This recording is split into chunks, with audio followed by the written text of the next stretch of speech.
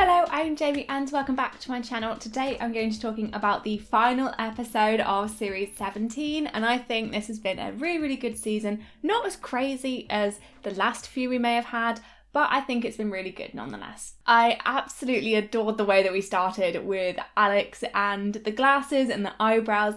The initial reveal was really funny, but I loved how he kept them the whole way through. Very funny. I love the dedication. The final prize task for this season was to bring in the thing that gives the most hope for the human race. I think this is quite a good one to have for the final episode. A little bit of hope maybe for some people. Sophie brought in first of all, the idea of how AI can positively help people, which I thought was quite nice. A lot of the time we just hear about all the negatives of AI, which can be quite scary. So bringing in a more positive idea of it was quite good, and the cute little robot was really nice as well. I talked about it in my last video, but I love the way that Sophie just keeps insulting Greg. I thought it was really good, really funny, and she did that again in this one. Nick brought in the concept of fate. Again, I liked his kind of argument with it, with being like, knowing that this is meant to happen is always something like quite a comforting feeling for people. But yeah, this idea of this like magic trick that he did where he wrote down his score at the end of the series and put it in an envelope. And I'll talk about the whole thing at the end, but I thought that idea was quite good. We haven't really seen anything too similar to that before, where, you know, he's brought in this like magic trick, and Greg really added to it because he gave it 2 points, but then that acknowledgement, well, if it does happen, if he does predict it right, then it's going to be really impressive. And the £300 cash prize was really fun. It added like some real stakes to it, and I really enjoyed that. I thought it was really good, especially because we knew who was going to win the season, so we didn't have that anticipation of like who's going to win. But I think this kind of replaced that, because we know John was going to win. But like this anticipation of like, oh my god, Nick may win £300, that was quite good. So I really liked that. John brought in a cutout of Kathy Burke, which I liked his argument. I think Kathy Burke is incredible. I've seen some of like the documentaries and things that she's done, so I liked the idea of it. But as Greg said, it's a lot of pressure to put on her, and I feel like everybody else's prizes were a bit better than his, which is, I definitely feel like he should get 1 point for this one, because yeah, this idea of like, oh, we'll just give all the responsibility to one woman who like realistically isn't really going to do that. But I liked this idea that she gives hope that there's like nice people out there. I feel like if he'd done that rather than like she's gonna save the world, it might have been a better way to get more points. Joanne's one I did like. I don't think it's quite worth the 5 points, but I did like this idea that this like basic bitch starter pack, and you know, just being chill and basic is like more positive. It's gonna like help you, and you know, maybe just leave running the world to the chill girls. Like, I liked that idea, but I don't think it deserved 5 points. But I love the starter pack thing with like the dressing gowns, slippers, cheap candles. I just thought it was really funny, and I like that it's kind of a culmination of like all the kind of references she's made to it throughout the series. So I like that. I thought it was quite good. Steve's one was really good as well, and I like that because he's been so good at the prize tasks, bringing in nothing at the end was quite funny to me. It was quite shocking almost, and like you said, it is the first time that somebody has brought nothing to the prize task, and I like that. I liked the message that came along with it, saying like, oh, if you know, by me making a statement, by bringing nothing in, like that is going to make a big impact, because I'm going to get people talking, and then they're going to get talking about all these issues. And I like the idea of it, and the way he delivered it was really good. The way talking about all these disastrous things and how John winning Taskmaster is going to be disastrous, and comparing Greg to Emmeline Pankhurst and Rosa Parks and Malala, just really funny. And I just thought he delivered it very well, and yeah, just very good. I thought it was a fun way to like end Steve's reign of the prize tasks, because he's just been fantastic at these. And as I said, I think bringing in nothing was a great way for him.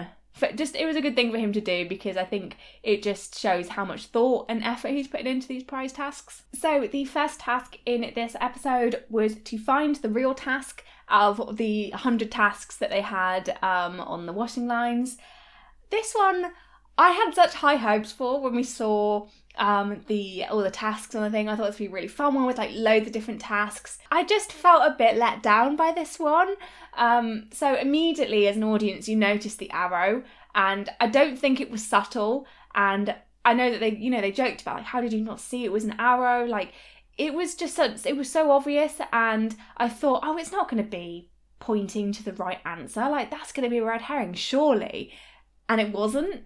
And I thought that was like, I don't know. I just thought it was a bit like, oh, okay, so that is just the answer. You just look at the arrow and you find the task. And obviously for the contestants, the arrow isn't going to be as obvious to like, from the audience's point of view. Like, we see the arrow, they point it out very obviously. But I thought there was perhaps too many clues, like, you know, shed being underlined in all of the letters in the task, and then shed being found on some of the other tasks. And I just thought that I just felt like there was going to be more to it. Like, maybe some of the tasks like had a task and you had to complete that little task before you could look at another one. Like, that would have added that extra risk, and maybe having the task that it pointed to actually being a red herring and sending them off on a wild goose chase, or like it was the start of a series of tasks they had to do, like this isn't the real task, or like you must complete this task before continuing, or something like that would have added that extra stress, and maybe resorted to other contestants taking more tasks off, because I really did just feel like it's just pointing at the answer and not in an extremely subtle way. And the fact that, you know, Steve solved it in for like 40 seconds, and, you know, Nick solved it really quickly, and John solved it really quickly, like, it was just like, I don't know, I just thought Joanne's one was the only one where it went wrong. Like, everybody else did a really good job, and it was just a case of like, how quickly did they notice it was an arrow, or how quickly did they work out shed. And I just felt like for like the final episode, for something that should have had a really interesting twist, and like the twist was good, you know, you had to peg all the tasks back on, and the fact that only one person like took a really significant amount of tasks off, it didn't make it that effective. Like I said, I just feel like they could have had some better, I don't know, just could have worked on it a bit more. It felt a bit unfinished. I don't know, that's my thoughts on it. I did think, you know, everyone had a decent approach apart from Joanne, but Joanne's was the selling point. This is the only kind of like redeeming thing for me, because it just was hilarious that she took all of the tasks off and took forever to notice that it spelled out shed, despite having all of the letters. And I like the way that she was saying, oh, there's got to be a better way of doing this, there's no point of me taking them all off while taking them all off. Like, she definitely was the highlight of this one. And yeah, just the fact that it took her so long to work out what it was, and the fact that in the studio she still didn't notice it was an arrow, like, this was the best part of it. Sophie, I thought, was quite good. You know, she took off some of the tasks, but not enough to really screw her over. And, you know, I thought it was nice to see her working out, like, standing back, being like, this isn't what I should be doing. Like, I need to figure this out. Like, come on, notice what's like, obvious. And I thought that she did it, and that was quite good. It was nice to see her, like, do quite well. For the other three, like, you know, they noticed it very quickly, and it was just a case of who noticed it quicker. Like, I do find it baffling that Nick didn't put that task on the washing line, and the fact that he picked it up and took it with him. Like, why? What was going through his head that he thought that that wasn't one that was to go on the washing line? Even if you weren't sure, like, put it on just to be safe, you know? When it was over, I was 100% convinced there was going to be a second part. I was like, this isn't it. There's going to be another part. Like, it's, you know, like, what? It just felt so unfinished, and like it was kind of building to something else. Like, I just thought it was so easy. It was such an easy task, and almost one that, like, should they have just put a different one in? Like, I feel like if Joanne hadn't been as disastrous as she was, they perhaps wouldn't have kept the task in. Like, that's how I felt. But I guess they thought about it differently, because they put it in the final episode, which to me, the final episode and the first episode have to have some of the most shocking, or like the biggest twist of a task, because it's like, you know, it's what we've all been waiting for. The final episode, it's got to be good, it's got to deliver. But yeah, unfortunately, it wasn't the task for me. I don't know how everybody else felt about it, but I did feel a bit let down. The next task was to hug your special friend, which was a very funny way to phrase this task. And I did enjoy this one. Again, maybe like a few too many clues, or I don't know. I just felt maybe it was just because of the last one where they did feel a bit similar. I don't know. Maybe they could have like swapped it around a little bit more. But I did like this one. I like this one a lot better than the other one. I thought the layout was quite good. I did think that there would be something with the letters. Like Steve, I thought there would be a clue there, but it didn't seem like there was unless I missed it. But they didn't talk about it because, yeah, it definitely felt like it would be spelling something out. I don't even think they correlated to what letter they turned over was what was underneath it, but it might have been, I don't know. But yeah, we started off with John and Joanne, and I think both of them had a good approach. Like, this is probably what I would have done. Like, I would have just gone in with no clue, and you just kind of use whatever you get to try and work it out. Because John found the string, the compass, and the biscuit, and I don't understand what he was doing with the string, but like at the start, because he was doing that before we got the compass. The compass makes sense, especially once you got the clue of where you were supposed to go. Like, that made sense. But yeah, I don't understand what the string was for. Maybe I'm being really dumb, because I thought like, oh, maybe it's like you follow the string, but like it wasn't leading anywhere. I like how, I don't know, I thought John's attempt was quite funny, him like refusing to take the biscuit while Alex kept pressuring him to eat the biscuit, and also getting the compass wrong and being quite confident in his approach and kind of being let down a bit, but he still did quite well. 3 points. Like, I think he did a pretty good job, and I feel like I would have been like him, because he just kind of used what he could and just, he did get lucky with what he turned over, but I feel like maybe you could have seen which ones had something underneath. Joanne got lucky with the walkie-talkie, even though she didn't really know how to use it or got confused with it, and the idea that she thought a barbecue lighter was a walkie-talkie is just hilarious. But I think what made it work for her and not everybody else was she used the calling thing, so that you had that continuous ring of the call. You weren't getting distracted by your own voice, because like you're talking while it's coming through the other side. So using the ring function was definitely the best approach for this and worked very much in her favour. So I thought that was really good. And yeah, I thought all of her things here was quite funny. The whole like, oh, she's not in the army, she doesn't know how to use a walkie-talkie. That was just really funny. And yeah, I enjoyed both of their attempts, and it was kind of fun figuring it out with them, because they had, like I said, just kind of standard approach of just, they found a lot of things, and we got to see how each one of them linked to the solution. Nick and Steve were hilarious in this one, just both completely forgetting that you had a penalty if you turned over the letters. Nick found the arrow pointing, because he turned everything over after eating that biscuit. But yeah, he found the arrow and was able to follow it that way.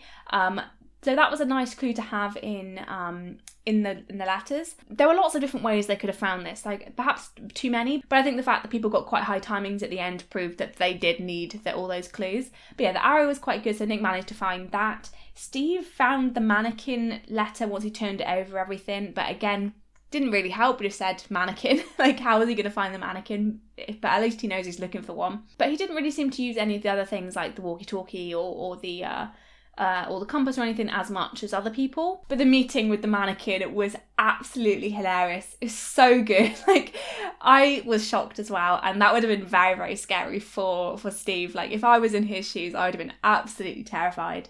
But yeah, just fantastic, and I liked that addition. I thought it was really, really good, really smart, and I think linked back to his mannequin thing in the previous tasks. I was kind of hoping that there'd be another task with the mannequin, only because if you've seen Taskmaster New Zealand, you'll know what I'm talking about, but in Series 3, they had a similar task where the mannequin, or this, like, they used like this sack in kind of like shape of a person, was used, so they had to create a character, and then 2 other tasks, I think, played with that mannequin, so it was used throughout the series, and it was really smart. Like, it was really cool seeing it pop up again, and the contestants found it quite fun as well. Like, it was a really good way of kind of linking tasks together. So I was thinking, oh, they're gonna do something with the mannequin in the next task, but they didn't. I just feel like I don't know whether it's because like, I've seen all the series of Taskmaster, I've seen kind of the way they build up on other tasks, and also seeing Taskmaster being created with like fresh eyes and minds with like the New Zealand one and the Australia one, where they've got such unique ideas that I'm expecting more now from tasks, because I've kind of seen like this, like I said, like with the character being used in multiple things, like, and the fact that they've obviously been influenced by that, but just taken a bit of the idea but not really done too much with it. Like, I would have liked to have another task with the mannequin in some way. Again, I was kind of expecting something else from the next task, which is probably my fault for getting too into it, but that's just what I was expecting. But Sophie absolutely nailed this task. There was a part of me thinking, like, we could just wander around and try and find it that way, because it wasn't too far away. But yeah, that's exactly what Sophie did, and she did a great job. Just thinking, let's give this a go before I try and get any penalties. And I thought that was really good. Again, hilarious that she thought there would be a real person waiting there to surprise her. Just really funny. And I like that that's been kind of like a running joke. There's been quite a few like running jokes and running things throughout this series, which I have really enjoyed. Sophie absolutely nailed this task. Just fantastic. The final task of this series was to present an American game show. This was definitely my favourite one. I like the addition that Alex had to be in a contestant. I love him getting involved in it, so that was really fun. And they only had 30 minutes, which I thought was quite tight, but both teams managed to do a really good job. And they also got plus one point for the best catchphrase, which I thought was a nice addition because it forced them to kind of be creative in that aspect as well, rather than just like the game show part. So talking about the team of 3, I loved theirs, and like as they said, I do think this would have been a great game show. So their game was to guess the age to win the wage. I think that was quite a fun idea, trying to work out the age of somebody by like asking yes or no questions. I thought that was quite a good idea. This addition that they would win their wage, I'm assuming a year's salary, which is a good prize. And I thought the characters that they created, the American game show host with John was quite good, the accent was quite good. Sophie being in the back DJing, which is something that American like talk shows have. Like they have like sometimes like a band there that they'll like play music and things, or they'll have that being part of like the game elements of the talk shows. So that I think is quite accurate, and I absolutely loved all of her like phrases and little jingles that she had. I thought it was very added to the ambience of it, which I really enjoyed. I really liked Joanne's like character, and I thought it complemented Alex's very well as well. I liked that Alex just kind of copied things that she was saying, like, oh, I'm also from Dublin and I'm also 25. So I liked all of that, and I thought it was a really good idea, and I thought they did such a fantastic job with it, like how good it looked, how well put together it all seemed, which might have been due to like the editing, but I do feel like overall they did like a fantastic job with it all. Like it was so good, and the fact that they came up with a game that could actually be implemented into a real game show, and they had all those elements there that, you know, there's a little bit of tension about who could win, you know, things like that. I just really liked it. And even if it doesn't make like a full game show, like, you know, make that a segment on something, like that would be quite good. They could even turn that into a task where they have to guess somebody's age by asking yes or no questions. Like, I do hope that they use that as a task, because I do think it would be quite good. It would be quite a challenging one. Like, people would be scared to insult somebody or something like that. Like, and yeah, I don't know. They could turn that into a task, and I hope they do. They should definitely not turn the next one into a task, though, because this is absolutely disgusting, and I find it incredible that Steve was so hung up on this idea and just peer pressured Nick into doing it as well. But it was absolutely hilarious, I think, especially the fact that Nick just seemed so unhappy to be there, and like he was just like, I don't know, a game show host who just needed the money and would do anything at that point to get the money. Just so good. And as Greg pointed out, dressed as Dracula as well, which I feel like I kind of forget that he's dressed as Dracula throughout the tasks. So him pointing that out just made it even funnier. But yes, very disgusting. I don't know why he wanted this to be a game show. But I thought the characters that they created, like, you know, like Alex being a chef and Steve being this like rugged and like almost like slimy character. And I liked all of the little catchphrases that they had. I thought that, you know, all those puns and everything, although disgusting, were quite funny. I liked the addition of Gabby coming on with the prize or the thing at the end, you know, all that kind of stuff I think was very American, and that was the point, to create an American game show. I thought they did link a lot of things to the American game show, and I think in that aspect it was quite good. The idea of this being like a bonus prize linking to like celebrity culture, all that sort of thing was very good. But yeah, just disgusting. So I agree with Greg scoring 5 points for the team of 3 plus the bonus point for best catchphrase, and then 3 points for the team of 2, because even though it is disgusting and nobody wants to see that made, there was some like production quality to it, and there was that rivalry. You know, there were things there that made it good. The final studio task this time was hide behind the wall and pop up after Greg guesses. And I thought at first I was like, okay, I see what they're going with, but Greg always makes these tasks like even better than they are because he is so good at guessing. I love seeing the way he works it out, and I like it when the contestants have an opportunity to trick Greg. Like, he's so good at guessing them, immediately guessing what Joanne, like I think he knocked out 2 people immediately, and immediately got Joanne and Steve, I think it was. Like, I don't know how he does it so accurately. Like, he's always spot on with like the reasoning as well. Just fantastic. And I liked the addition that Nick brought in where he was like, I'm going to stay in this one, and that really like confused Greg. So I really enjoyed that. I love this kind of thing that when Greg guesses, because it, like, especially last season with the pineapple and Susan Wokoma, just absolutely amazing.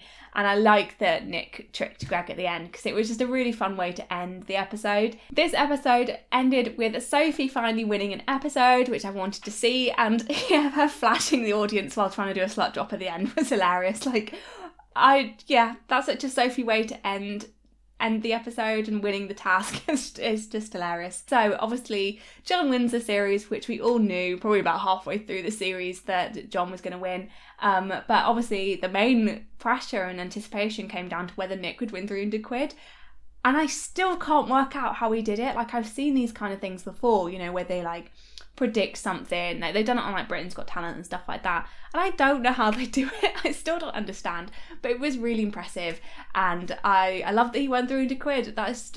It was just amazing. It would have been really fun to be in the studio to see that as well. An amazing way to end the episode. And yeah, John has been a fantastic contestant in terms of like, you know, the task. He's been competitive but not too competitive, and yeah, I think he's just wanted to do this for a long time and has finally got the chance to, and has just been fantastic with it. Overall, this series, I have enjoyed every contestant. I thought everybody's brought something a bit different. This season has been a lot more like relaxed and chill compared to other ones. I feel like there's been less competitiveness and lot less bonding, I would say, perhaps between all of the contestants, but individually I think they've all been really good. The tasks have been pretty good as well. There's been some real good ones in this season. I do feel like there has been some weak ones as well. I can't remember which episode it was, but when there was like those 2 very similar tasks one after another, it felt a bit repetitive.